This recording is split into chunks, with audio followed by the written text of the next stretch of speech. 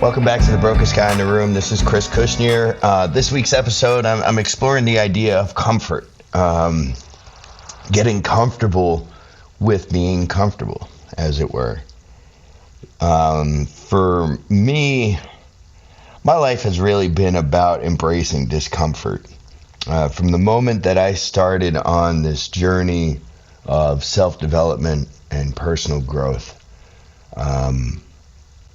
that was the moment that I accepted the idea that comfort begot complacency and that all good things are born of discomfort.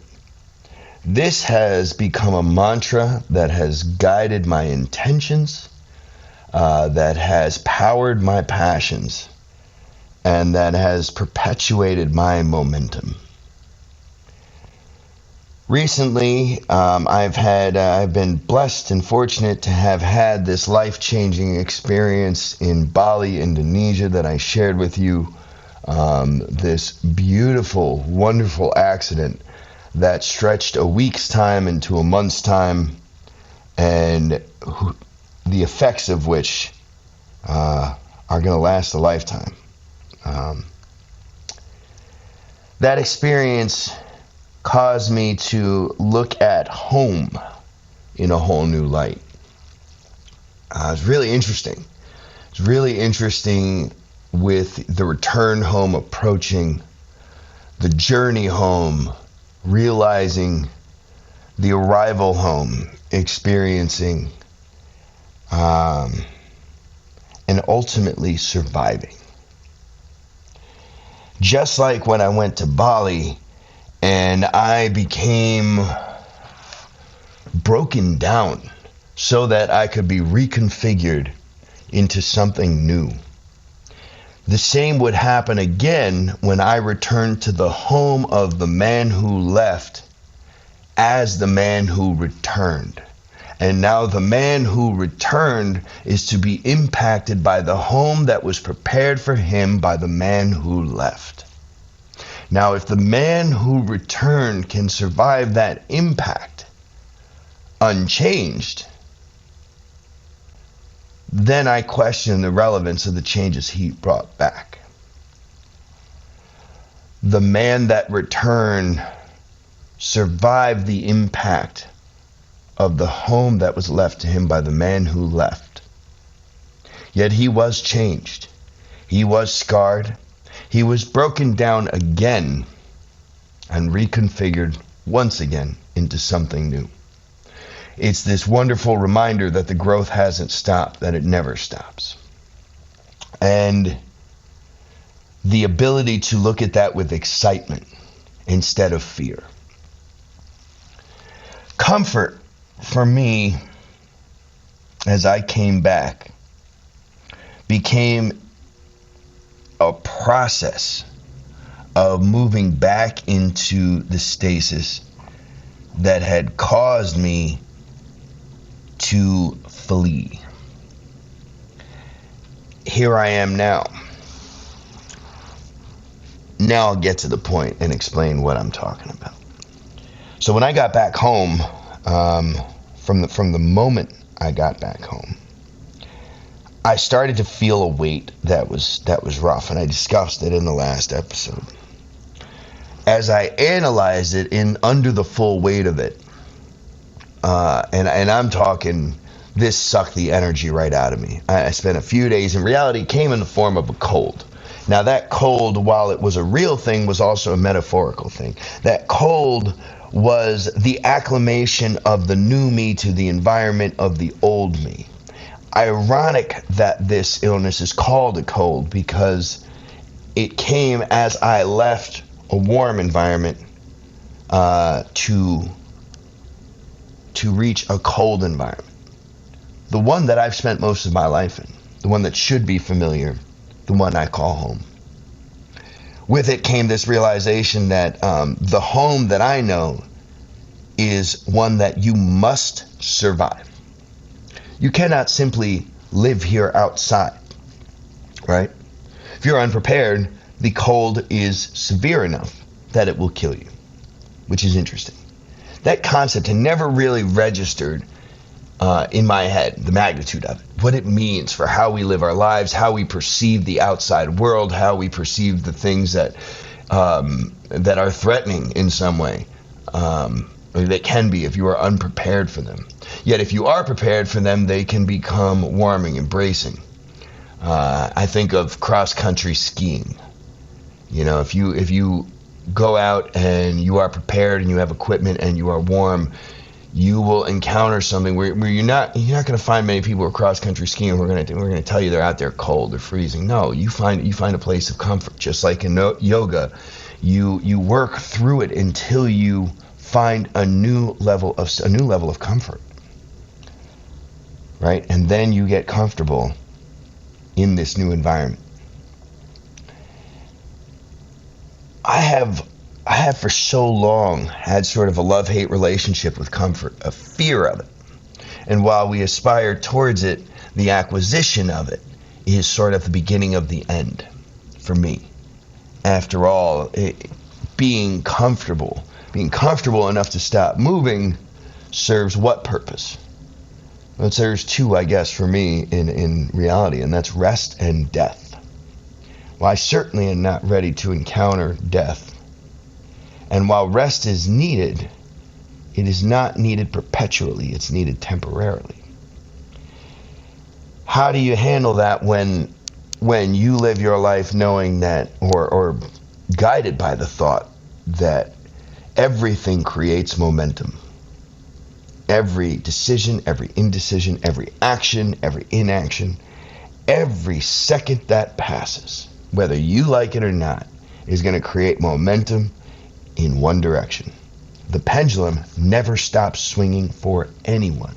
After all, we inhabit a planet that is in perpetual motion.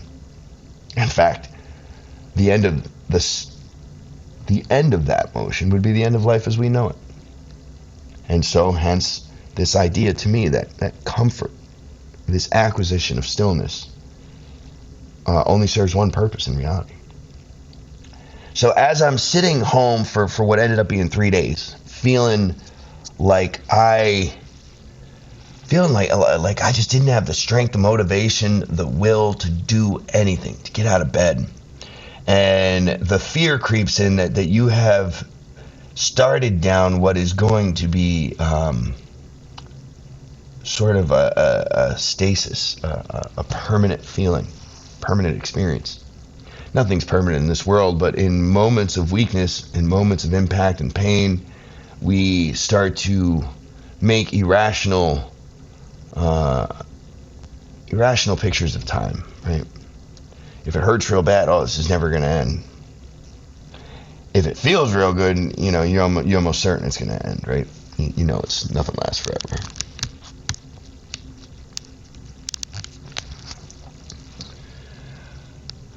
Well, as I'm sitting there, it starts to hit me. Maybe comfort doesn't have to be the acquisition of stillness. Maybe it never was at all. Maybe I got this all wrong. Again, yoga can teach us some incredible things. Some absolutely incredible things. And in this moment, I started to realize that there was something else. There was something else that could fall into this description of comfort. And that became the act of balance. What if comfort wasn't the acquisition of stillness, but rather the perfect application of balance? Can stillness be the containment of perpetual motion? After all, if reaching stillness as we do in yoga is something done through the application of opposing forces in equal and opposite strength and in equal and opposite directions. This is why the journey there is uncomfortable, because we're pulling in opposite directions. We're pulling until the forces equate on both sides and you reach stasis. And though there is stasis and there is stillness, The practice of that stillness is really the containment of perpetual motion rather than the absence of motion. This is an epiphany to me. I mean, bombshell, as I start to think about this, as I start to pull this thread, as I start to consider the implications of what it can mean and what it does mean for me.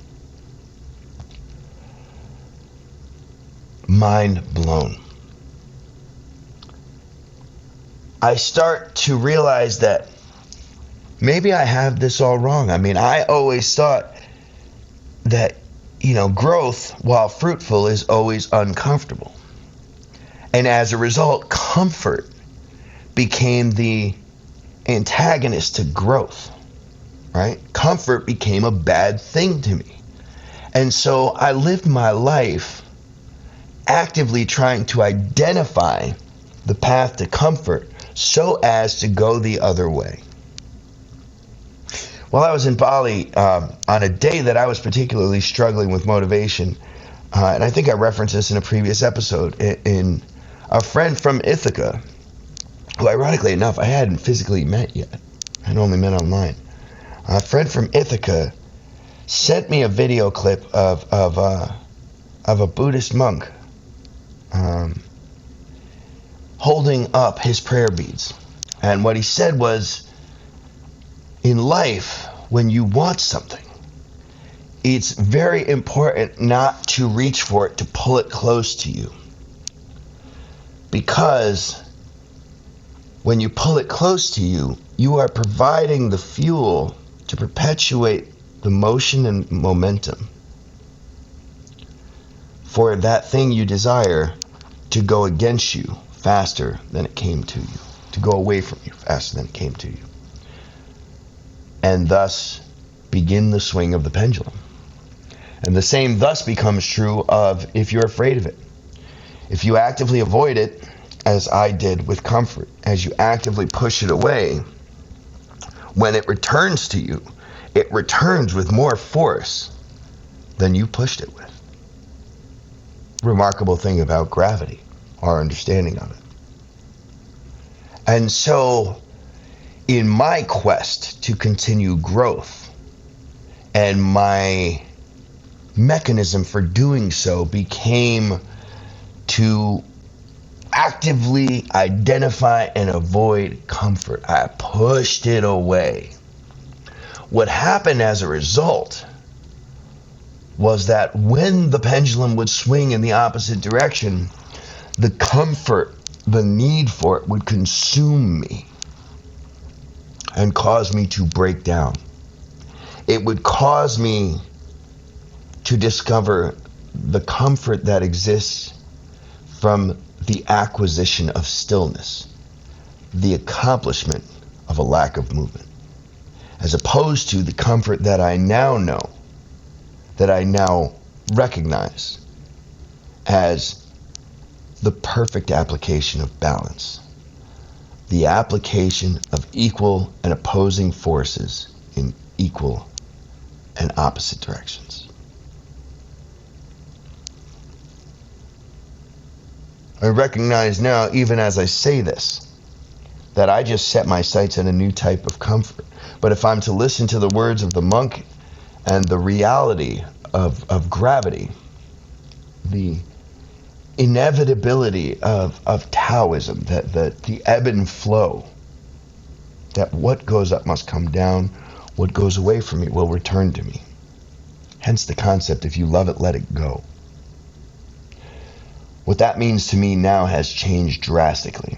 If you love it, let it go. If it returns to you, it's yours. If it doesn't, it never was. This is ironic to me because love, as I have come to understand it, has absolutely nothing to do with possession. Possession may well be the antithesis of love. This is my discovery.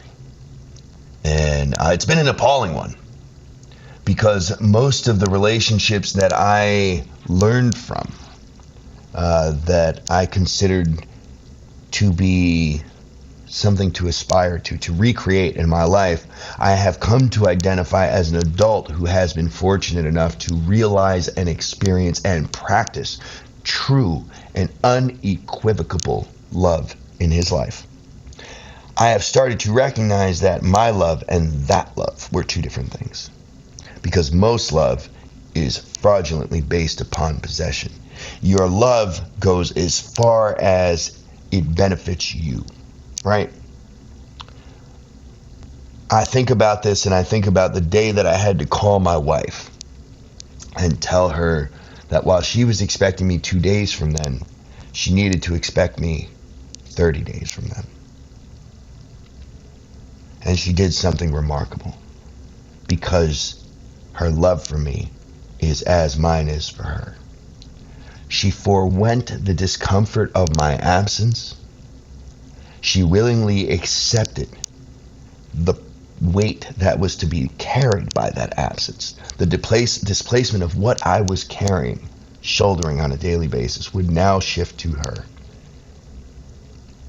She willingly accepted that challenge and that discomfort, not for what it would do for her, but because she knew it would create growth in me. She knew I needed it. Perhaps it didn't even matter if I needed it. She knew I wanted it. I guess it always matters if you need it, because we constantly want things that aren't good for us. Doesn't mean we're supposed to chase them. Can't help that we want it. I have been an addict of so many things in my life. As passionate people often are, we're very easily excitable. We find things to love in almost everything.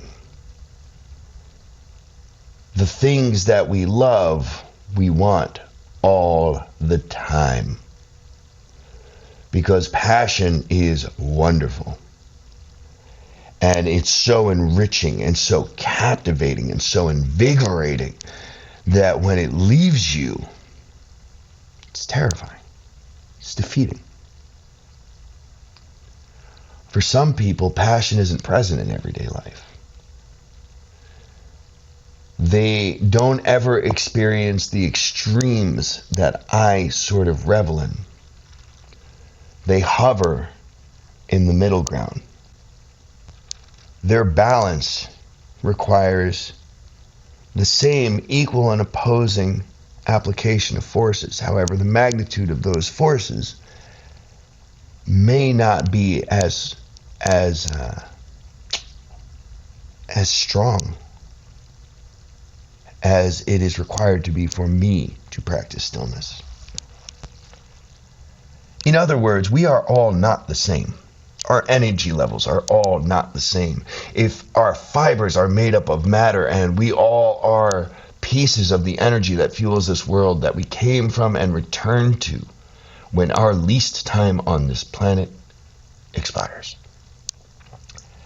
then that energy is really all that matters, right? But the amount of it that is in each of us is different. Recognize that. So, me being a person of extremes has caused me to easily fall addicted to both the good and the bad things in my life. This is why I mentioned just a few moments ago that recognizing that just because we want something doesn't mean it's good for us. I needed the transformation that occurred in Bali. I needed it for me. I was craving it more than I could have ever known.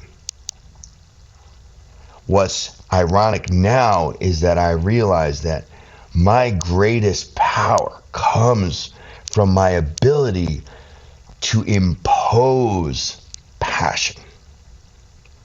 Because when I can catalyze and amplify the energy level in another human being, my light expands. It grows. And that, well, I mean, that just covered my whole body in goosebumps, just saying that. That's the experience of that kind of passion. It's one thing to light a spark. It's a whole nother feeling to start a fire. And to watch that fire spread, just like the energy it takes for it to spread, the momentum it creates with each millimeter of growth, and the amplification that that growth has on each small part of the energy that makes up the whole. I needed it for me so that I could give it to others, so that they could experience, and that their experience could amplify me into the full light that I was meant to be, that I contained inside, that I needed to let out so that I could experience everything in time. Part of what caused the depression of my return, the inevitable fall from this epic rise, is that I came back with this incredible light that was just oozing out of my pores, shining out of my eyeballs. My every orifice in my body, my voice, my chakras were just electric. And as I looked to convey this, what do you think the reaction was when I got home? Blinded by the light. Never took the same meaning, and never will again from that. Part of why I think our greatest fear collectively is less failure and more that we will succeed.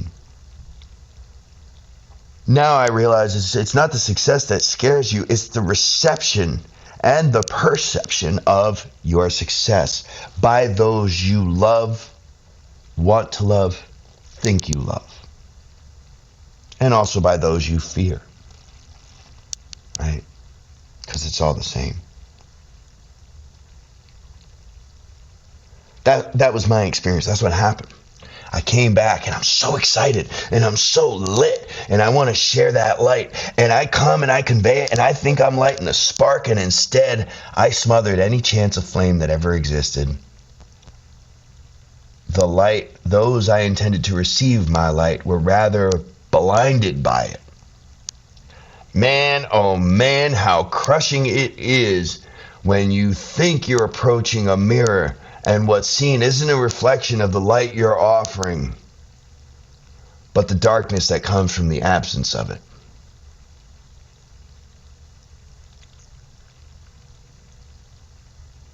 That's how I found myself shrouded with absence in the void. I can only think of that pendulum again, the imagery of the monk holding up his prayer beads, pushing it away, trying to avoid it, just so that it can swing back and hit him in the face. And that's what happened to me. Now you recognize, all in due time. It doesn't mean that light was bad. My offering of it, my interpretation, application, and transmission of it was not controlled.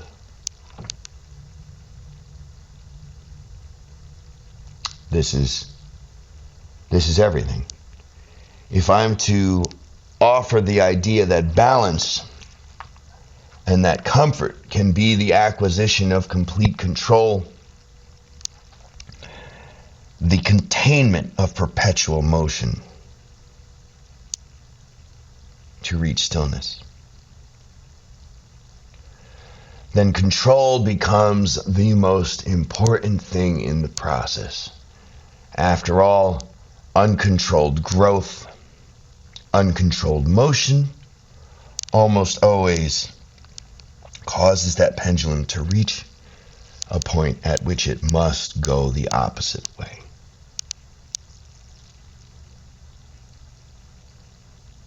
And there I am, blinding them by my light, and in turn being blinded by the reflection of theirs. So what do you do with that? What do you do with any uncomfortable piece of information? You do your 7 stages of grief, right? You kind of just roll right through it. Well, I'll spare you the journey there and offer you the fruit of it. I realized that I guess I'll use the word burdened with this power, right? And challenged with the task of understanding it.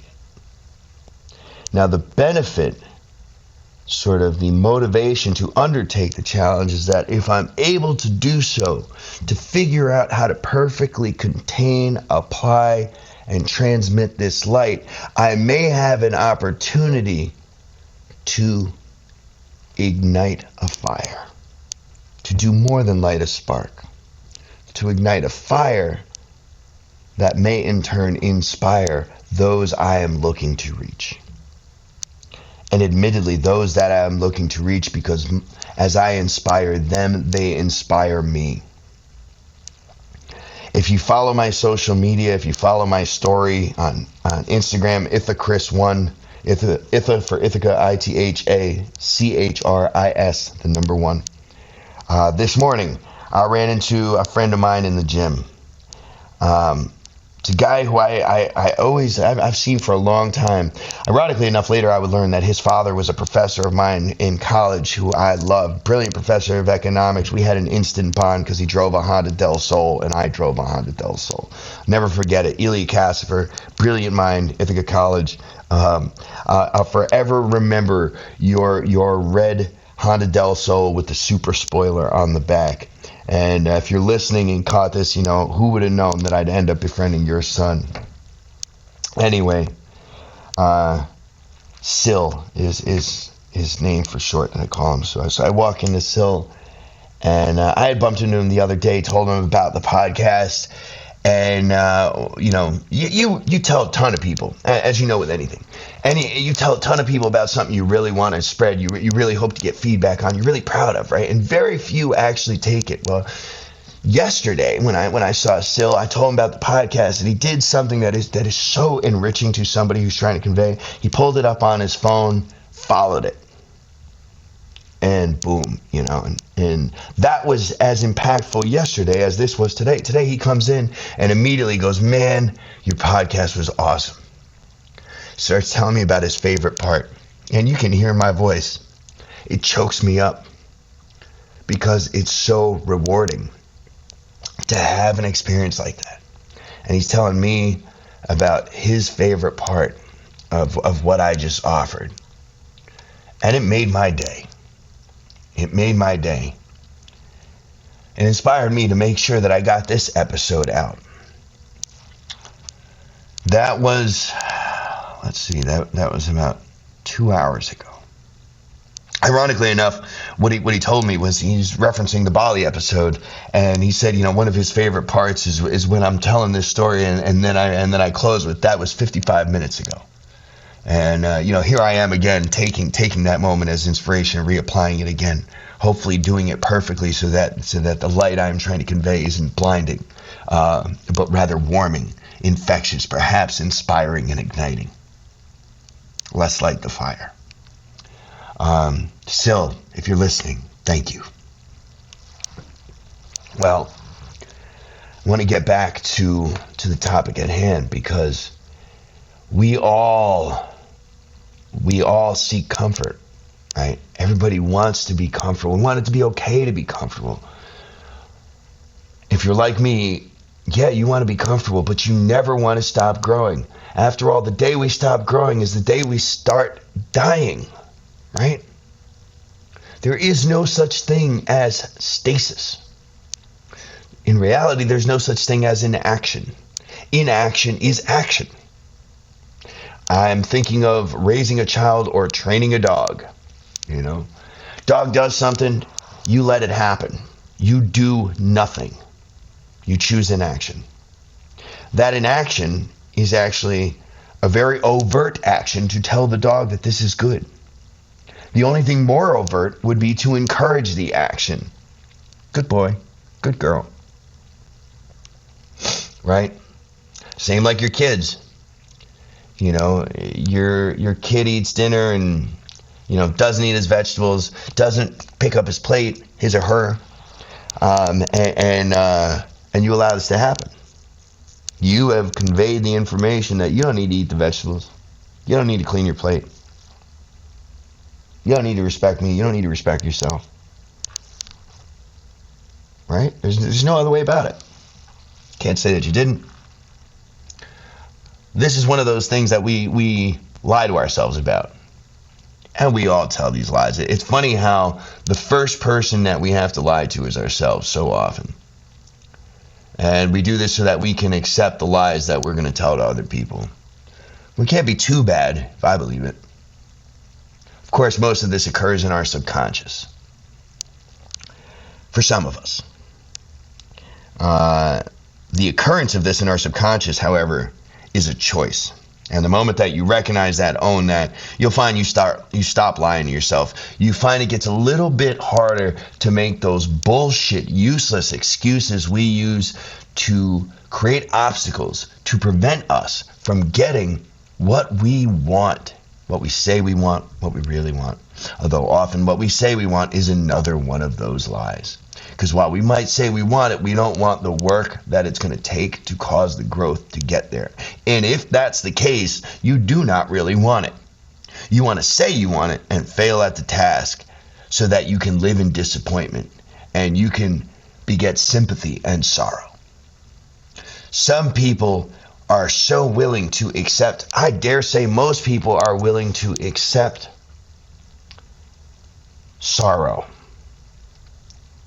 and are willing to trade sympathy for success. Because in their head somewhere, they believe success is either impossible, unattainable, or simply uncomfortable. And it is. It is.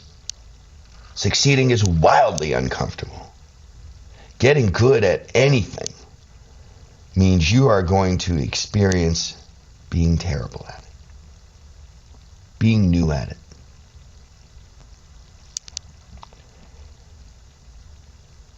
I run into this often. And we all do, even once we've become great at it. Following this stasis, this few days that I had coming back where I admittedly didn't want to move. I had no motivation, no strength. On the day I finally feel weak and bad enough that I can't take it anymore, and I make the decision that enough is enough, and I'm going to bare my teeth, I'm going to get off my knees, I'm going to stand up, and I'm going to take myself out, embrace and willingly seek out the discomfort I know that I need, because I have become comfortable in a state that is unacceptable. At that moment, that I finally accept that I need to seek out and embrace discomfort in order to escape this uncomfortable place of comfort. I take off and I go to the gym.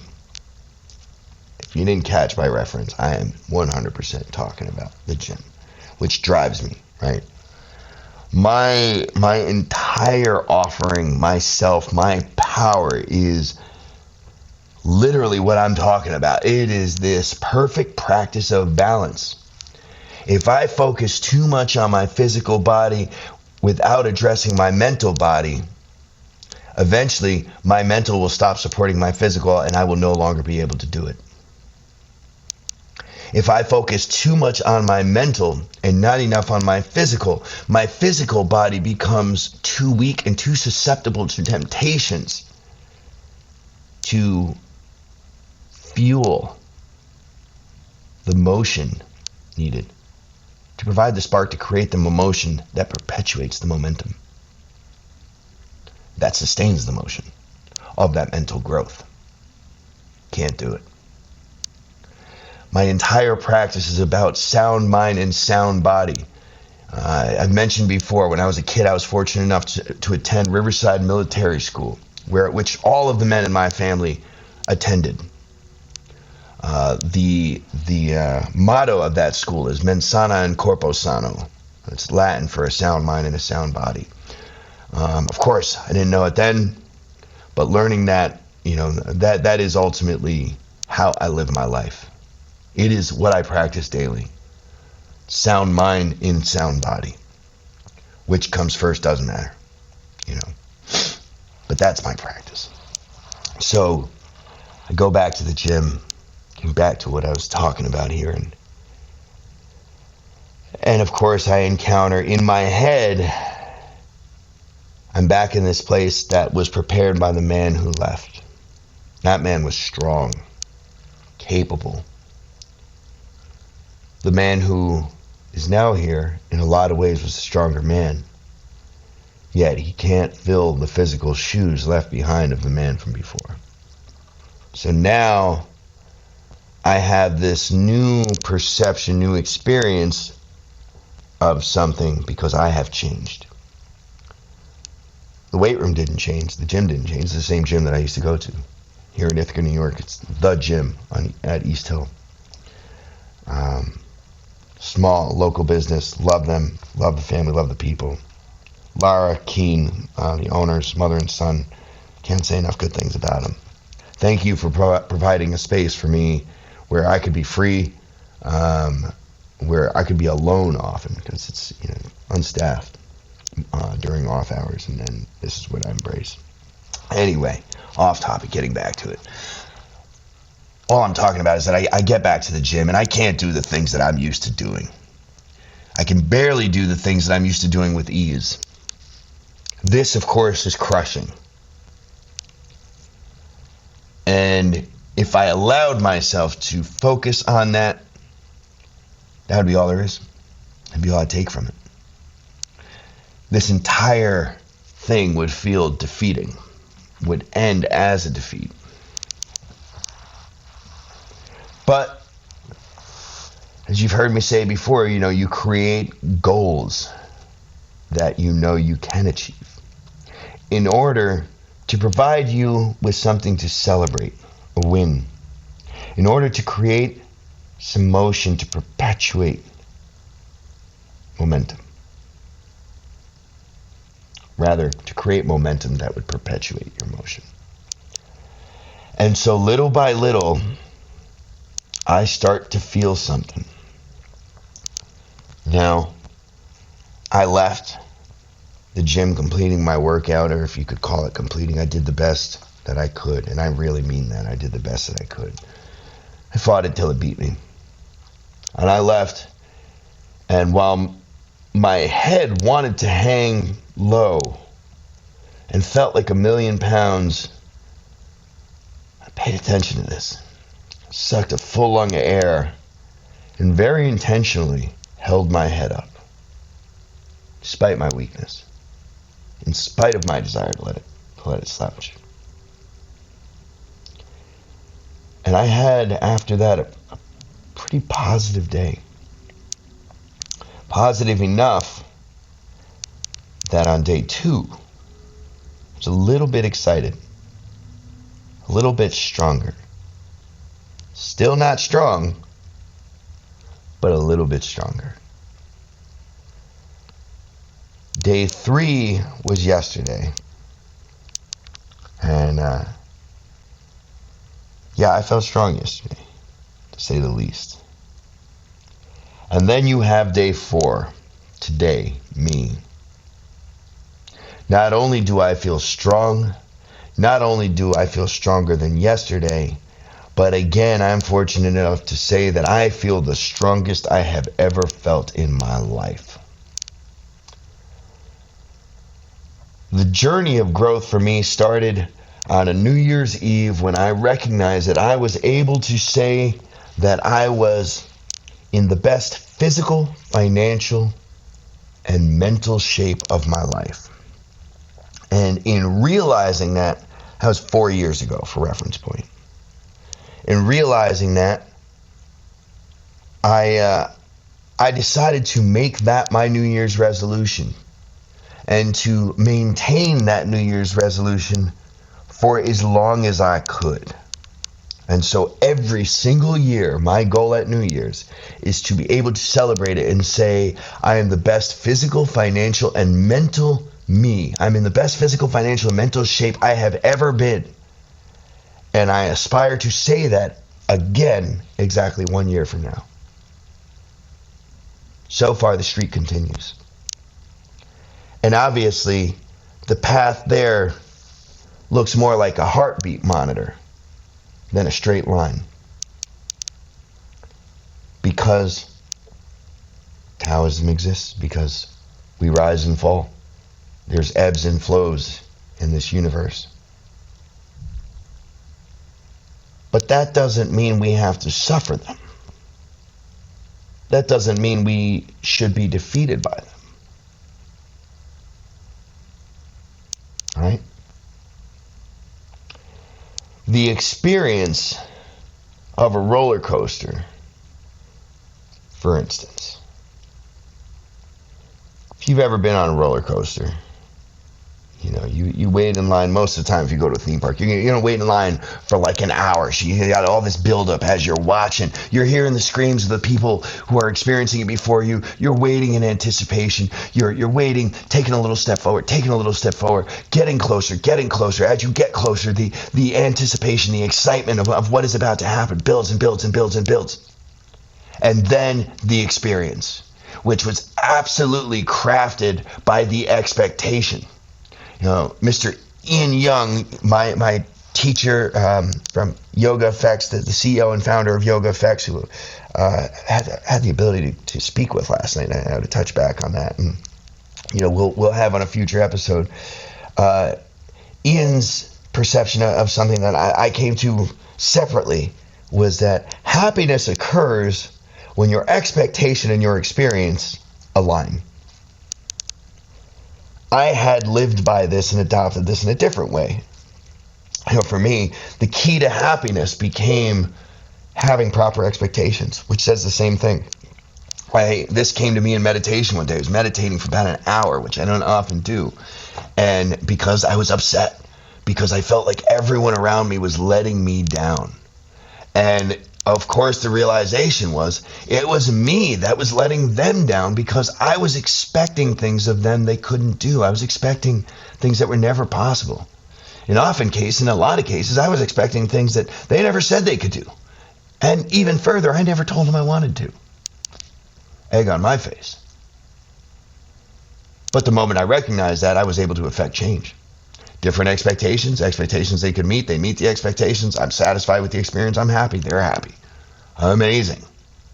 What I thought was happening to me, I was creating or influencing. Back to the roller coaster. Why am I saying this? So if you haven't been on a roller coaster, you can imagine this. You can imagine what this feels like. To wait in line, inching step by step, 1 foot at a time, little by little, closer to something, to the object of your desire, or the object of your terror that you're looking to survive and overcome. Either way, you can imagine what that feels like. Now, can you imagine what it would be like to encounter this minus the anticipation? Imagine you're just, sleeping. No expectations. And you wake to the descent. You wake to the big fall, or you wake to the moment right before you see the fall. But I think more appropriately, you wake amidst the G-force of the descent with no idea of what you're feeling and why. Only that it is intense. Your experience would be vastly different than that of the person who is waiting in line with open eyes, intentionally seeking out this experience. It'd be completely different. In essence, it has everything to do with how and why I plan to live my life the way I do now. I went to Bali for a party, and I had this incredible accident, if they exist, which they most certainly do not. It's only in an accident because you didn't know it was going to happen. Now I obviously realize that everything going back years, I mean, probably going back my whole life, every second of every day, of every week, of every month, of every year that I existed was preparing me for this so that I could go and encounter this accident. Well, this accident happened to me, as I will allow myself to misspeak, and changed my life. And so now I go back and I felt so impacted and so empowered by this wonderful, beautiful accident that I now felt obligated to take it in and offer it with intention to those people who are aware that they were needed, to those who were daringly seeking it out. Which brings me to today.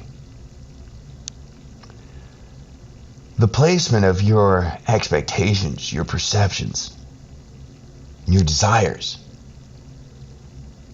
and their affection, their impact on your actions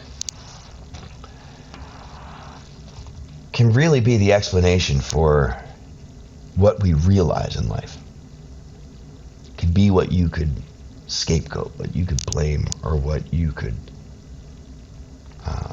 pay tribute to, right? What we expect and what we think we want.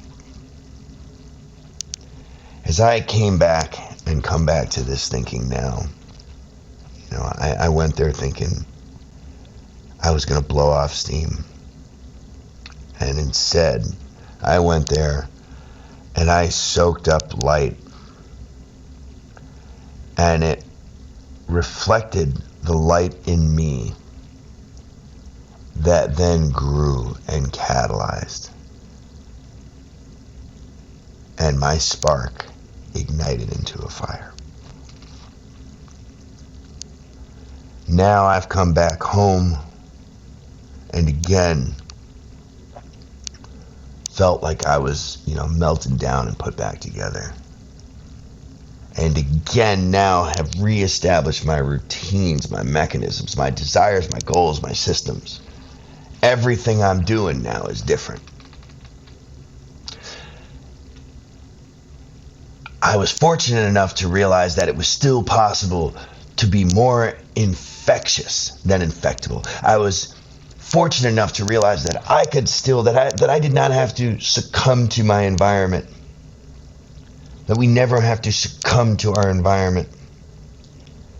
That we can create, we can experience that which we seek in virtually any environment. My lineage, my family, is an incredible one. There is virtually no descendant of mine whose story wasn't epic and tragic and incredible.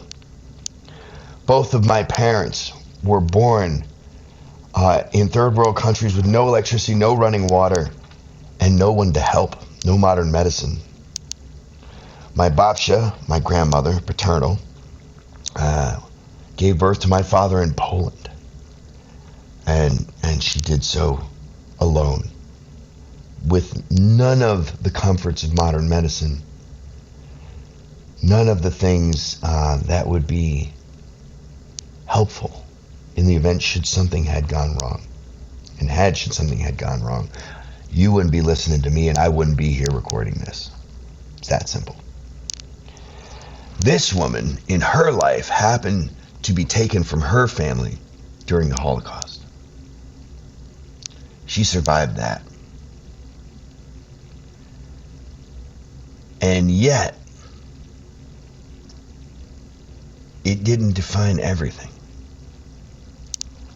Even there, she would still find beauty in her life. You often think when you have a grandparent, you think you hear all the stories, right? Well, not too long ago, about a year ago, I was sitting with Babcia, and she said, "Shishu, come, I tell you a story. if you know me, you know that this is what happens every time I see my grandmother, and it's become something that I resist. I'm often too busy. I got somewhere to be. I don't want to hear the same story I've heard 1,000 times. My perception, right? Making that damn assumption that I know it all, that I've experienced it all, and I could have missed this one. After 37 years, I encountered a story that I hadn't yet. And I knew I was about to in the moment that she pulled out an object that I'd never seen before. In this case, it was a Bible, a very small Bible. And, as often happens when you encounter an artifact that has been through something, you can feel the power, you can feel the vibrations off of it. It's different. This Bible, I could feel from across the room. This tattered little leather-bound thing that, I've never seen it in all these years, my entire life, and longer than my entire life, since her childhood, since she was taken in the Holocaust, she had been carrying this thing around. Now, here's how it happened. When they took her village, they took the children. The parents knew exactly where they took them. They took them to a building that the parents were at time, for the beginning, still allowed to get close enough. And what the parents would do, they would walk around and they would call out to their kids. And the kids would stick their fingers out of little windows and out of the bars, between the bars, so that the parents could try and reach out and have the ability to have touch. Can you imagine? God damn, it's hard to say this without getting choked up. Anyway, Babsha's father found her fingers, and he handed her this Bible. And, exclude your religious thoughts, whatever. I don't care what you believe. I am not a religious person. I'm a very spiritual person. But it doesn't matter. What he said to her doesn't matter, because he believed it and she believed it. And that is what mattered. And he said to her, keep this with you. It's going to get dark in there, but as long as you have this, God's with you. You'll be safe. As long as you have this and you keep that faith, you will be able to survive. This woman clung to that, and survived the Holocaust. Escaped the country. Survived the journey across the world to arrive here, lay roots, create a family, to start a lineage that would enable me to be here speaking to you. This little artifact, this object that he gave her. She shows me this Bible. And as I'm sitting there, all I can think about is what this object has been through. Of course, what she had been through. And she's not telling me this story about something terrible that happened to her in life. She's telling me the story of something so beautiful, so incredible that happened, that it lasted a lifetime. I wonder what the roller coaster would have looked like from the outside going in, If I told you I was about to tell you a story about the Holocaust, what are the perceptions that come to mind? What do you think? If you've never had the chance to see the movie Life is Beautiful, it's about a family that gets taken in the Holocaust and finds beauty in the most unlikely of places. And that's what I'm talking about, Finds comfort in the most uncomfortable of places. And that's all I can think about. As I'm holding this Bible and I'm looking in my grandmother's eyes. She's still alive, by the way. Anyone interested, if you'd love to connect, I'm happy to connect you. She would love to talk to you. But you better reach out soon. She's 98 years old. She's a force to be reckoned with. Her name is Stella Kushner, and I couldn't be more proud to be her grandson. Excuse me. Obviously, I don't tell her enough. Moment of recognition. cherish the people you love and make sure they know you love them. Wow. A woman who most of us know to be overwhelmingly negative in most places showed me beauty in a way that I can't describe. Shaped a perception of the world and of the idea of comfort and joy that I now will spend my life, making sure that I'm not the last person to see. I have gone from a person who would have traded lives with virtually anybody because I had so despised my life and myself, and have been able to become somebody who wouldn't trade lives with anyone. And I promise you that's true. I love my life. I love my light. Most of you know me. I idolize Dwayne "The Rock" Johnson. Incredible human being. Aspire to be like him, but I promise you I wouldn't trade lives with him. Not in a second. That is how powerful, impactful this journey has been. That's why I use the title, "The Brokest Guy in the Room." That's my mission here in this podcast. It's what I'm trying to do, right? I was fortunate enough to go from somebody who wouldn't trade lives with anybody to become somebody who wouldn't trade lives with anyone. You know what it feels like to say that? Oh man, I hope one day you do. And if I could be any part of what helps you get there, or what helps you know that's possible, man, then I spent my life well. It's been a hell of a ride, and it ain't even close to over. And you know what? If you're hearing this, look yourself in the mirror and say the same damn thing back, because the same is true for you, will be true for you if you let it be. If it isn't yet, that's because you haven't accepted it. It's still possible, and you ain't done yet. Right? You still got air in those lungs. Suck it in, feel that power, and get ready to breathe it out and take your next step. I promise you it's worth it. You will reach whatever you choose to focus on. And know that whatever you're focusing on is what you chose to focus on.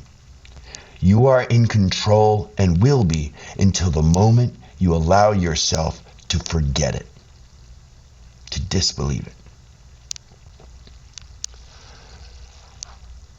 Wow, I got a whole new idea of comfort. I'm no longer afraid of comfort. I'm not going to chase it because I don't want it to overwhelm me when it returns equal and opposite than I expected or intended. But I'm not going to fear it either. I'm not going to push it away. Think I'm running in the opposite direction. Awareness, control. This is what yoga teaches you. This is what it taught me. It's what I'm hoping to teach you, to convey to you, to offer you. In closing, seems to be kind of a bit of a theme now that is coming up. When I was young, I was a really accomplished poet. I was first published when I was 14 years old. There's a woman, Miss Planachek, at Liberty Central School. She was my 6th grade teacher. And she was the first person who recognized my gift for words and poetry. And, haven't seen her in years. But if by somehow any of you know Miss Planachek from Liberty, New York, or if you're listening, thank you. Thank you. My God, what you did that day in class fueled me for a lifetime and will be responsible for how I impact so many other people. I don't know how you feel about the life you live, but you should be damn proud, because I am damn proud of mine, and you inspired so much of it. Thank you. In closing, I'll just say that I am perpetually comfortable in discomfort. I love my life. I know it will change. I'm excited for those changes. I'm excited to be a part of it. I fully recognize now that the keys to everything are in front of me. I am 100% aware, and my ability to manifest is uncanny. It's scary. It's scary. Unbelievably scary. And yours is too. And that's the awesome recognition. I'm going to leave you guys with this. So, this is entitled Lost and Found. Left is something left behind. In blindness, I saw what I'd find. In harmony, I would lose my mind, and in freedom, find the ties that bind. I thought stillness be the acquisition. Soon I'd learn I've yet to listen. Push and pull in juxtaposition till balance reveals comfort's mission. Suspend the body awkward so till muscles nowhere left to grow. Till the mind has nothing left to know and the light is left to freely glow. Product of a tortured mind that once thought itself left behind and freed itself from ties that bind to lose all it had left to find.